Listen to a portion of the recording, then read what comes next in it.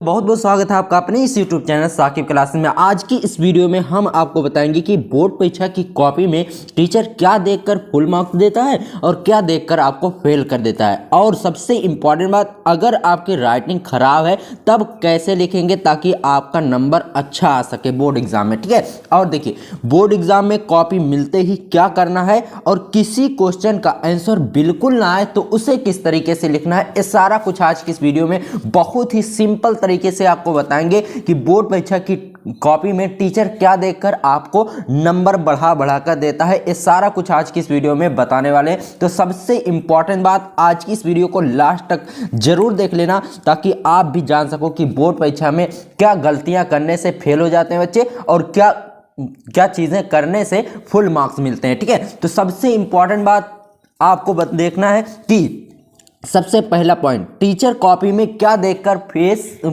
पास और फेल करते हैं। सबसे इंपॉर्टेंट बात देखिए, सबसे पहली चीज आपकी कॉपी की जो पहली चीज है ना, आपकी हैंडराइटिंग पर टीचर की नजर जाती है। तो हैंडराइटिंग सबसे अच्छी आपको लिखनी है। कुछ इस तरीके से आपको लिखना है, ये देख लीजिए, कुछ इस तरीके से, ठीक है। साफ सुथरी कॉपी आपको लिखना है ताकि एग्जामिनर को पढ़ने में भी आसानी हो और उसको समझने में भी आसानी हो कि क्या क्या आपने लिखा है। और सबसे इंपॉर्टेंट बात, सादा पेज आपको बिल्कुल भी नहीं सोचना है। अगर एग्जामिनर नंबर देना भी चाहेगा तो किस बेसिस पे देगा दोस्तों, आपको सादा पेज बिल्कुल भी नहीं छोड़ना है और क्वेश्चन नंबर ना लिखना, ये सबसे बड़ी मिस्टेक है। अगर आप क्वेश्चन नंबर नहीं लिखते हो तो आप फेल हो सकते हो। क्वेश्चन नंबर ना लिखने का मतलब क्या है, अभी मैं आपको दिखाता हूं, एक मिनट। जैसे देख लीजिए, यहां पर इस चीजें लिखी हैं, ठीक है। अब इसमें अगर आप क्वेश्चन नंबर नहीं डालोगे तो एग्जामिनर कैसे चेक करेगा कि आपने किस प्रश्न का उत्तर लिखा है, ठीक है। तो आपको क्वेश्चन नंबर जरूर डालना है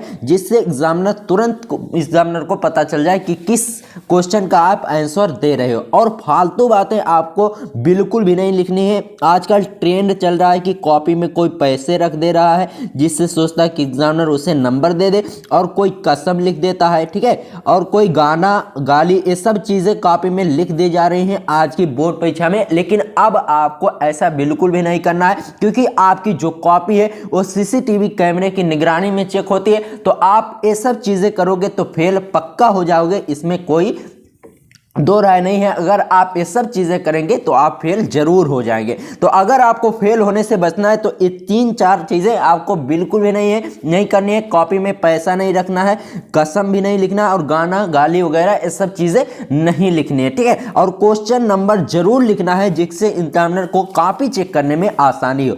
और सबसे इंपॉर्टेंट बात, क्या ज्यादा लिखने पर ज्यादा नंबर मिलते हैं, ऐसा बिल्कुल भी नहीं है दोस्तों। अगर आपसे 80 वर्ड में कहा जाए तो आप 80 वर्ड में ही लिखिए क्योंकि आपके पास समय की लिमिट होती है। ऐसा नहीं दिन भर आपकी बोर्ड परीक्षा होती है, सिर्फ 3 घंटे 15 मिनट का समय मिलता है और उसी 3 घंटे 15 मिनट में सभी क्वेश्चन को आपको करना है। अब आप 80 वर्ड को 150 वर्ड में लिखने लगोगे तो आपके जो क्वेश्चन, जैसे 15 क्वेश्चन है, 7 ही क्वेश्चन 3 घंटे 15 मिनट में हल हो पाएंगे। ये सब चीजें बहुत ही बारीकी से कही जाती है कि कौन सा क्वेश्चन 80 वर्ड में लिखना है और कौन सा क्वेश्चन 60 वर्ड में लिखना है, ताकि कम समय में आप अपनी बोर्ड परीक्षा की कॉपी आराम से लिख ले जाओ। और सबसे इंपॉर्टेंट बात, जिस प्रश्न का उत्तर बिल्कुल नहीं आ रहा है उसे कैसे लिखेंगे, आज की इस लास्ट में हम इसको बिल्कुल डिटेल्स में बताएंगे कि जिस प्रश्न का उत्तर बिल्कुल ना आए उसे कैसे लिखना है, ठीक है। और देखिए,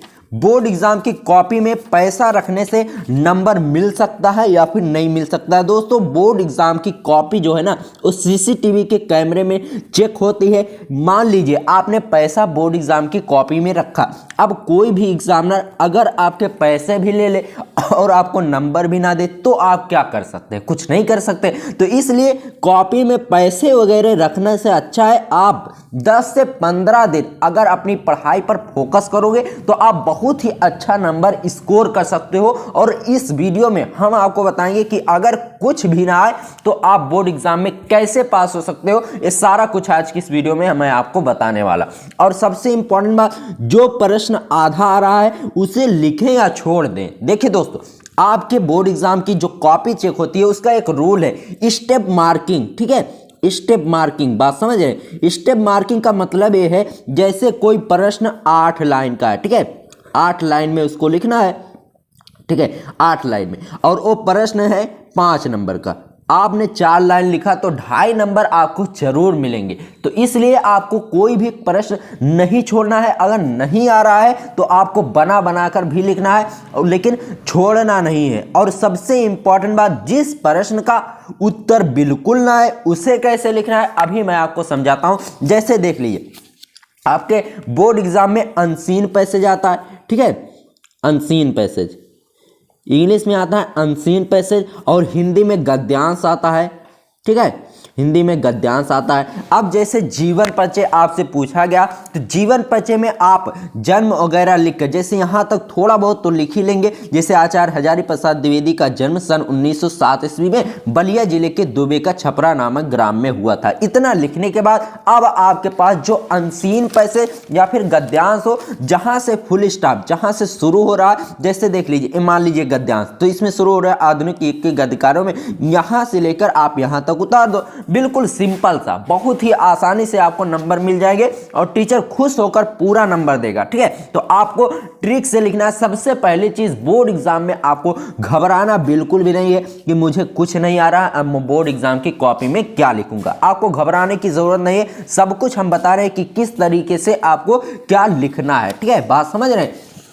तो इस तरीके से अगर आप लिखते हो तो टीचर खुश होकर दोस्तों आपको पूरे नंबर देगा। और सबसे इंपॉर्टेंट बात, अगर बोर्ड परीक्षा में कुछ ना आए, मान लीजिए आपको हिंदी का हाँ नहीं आ रहा है और इंग्लिश का ई नहीं आ रहा है, तब आप क्या लिखोगे बोर्ड एग्जाम में। सबसे इंपॉर्टेंट बात देखिए, कीवर्ड्स पर आपको काम करना है।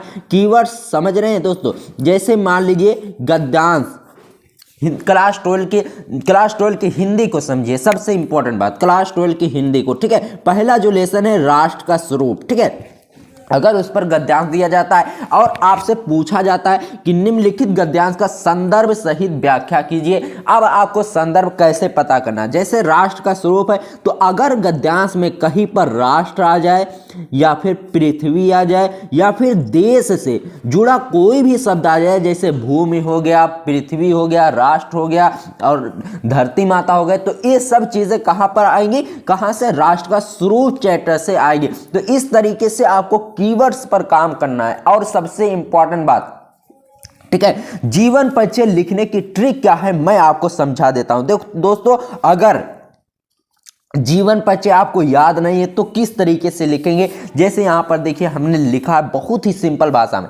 अगर आपको कुछ भी नहीं आ रहा है तो जैसे आचार्य हजारी प्रसाद द्विवेदी का जन्म सन 1907 ईस्वी में, इतना भी अगर नहीं आ रहा है तब कैसे लिखना, अभी हम आपको बताते हैं। दोस्तों, आचार्य हजारी प्रसाद द्विवेदी का जन्म, कुछ भी सन लिख दो, लेकिन इसको हाईलाइट मत करना दोस्तों। अगर आप हाईलाइट करोगे तो एग्जामिनर तुरंत जान जाएगा ये गलत है, तो आपको हाईलाइट नहीं करना। और अगर आपका सन गलत हो गया फिर भी आपने कुछ ना कुछ लिखा है तो भी आपको नंबर मिलेंगे। अब 5 नंबर का आता है दोस्तों, तो आपको एग्जामिनर सही काट कर 3 से 4 नंबर जरूर देगा, लेकिन एग्जामिनर आपका गलत नहीं डालेगा। अगर 5 में 5 नंबर लेना दोस्तों, तो आप सिर्फ और सिर्फ 3 जीवन परिचय तैयार करके जाइए, आपके पूरे 5 नंबर मिलने वाले हैं। आचार्य हजारी प्रसाद द्विवेदी का, वासुदेव शरण अग्रवाल का और जयशंकर प्रसाद का। और अगर आप तैयार करना चाहते हो तो एपीजे अब्दुल कलाम का तैयार कर लीजिए। इनसे बाहर एक भी आने वाला नहीं है,